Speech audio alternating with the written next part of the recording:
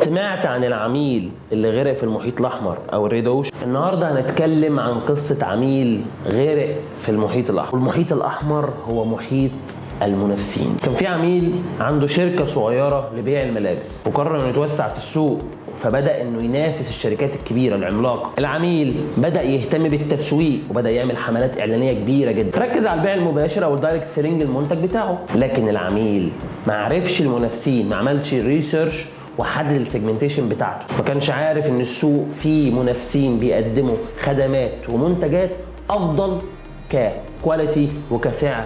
كل ده هو ما يعرفوش، والنتيجه وزي ما احنا متوقعين هو غرق في المحيط الاحمر او سوق المنافسين المزدحم. عشان كده لازم تدرس المنافسين قبل ما تبدا في اي شغل. لازم تعرف نقاط القوه ونقاط الضعف عشان تقدر تحقق اهدافك، تستغل نقاط القوه وتنميها وتبتعد عن نقاط الضعف اللي بانت وانت بتعمل. العميل في القصه دي لو كان دارس المنافسين كويس كان قدر يقدم منتجات وخدمات اعلى منهم وكان قدر يكمل وما يغرقش. اوعى تغرق. انا دكتور عبد الرحمن والريل دي تحت هاشتاج فهمني. سلام.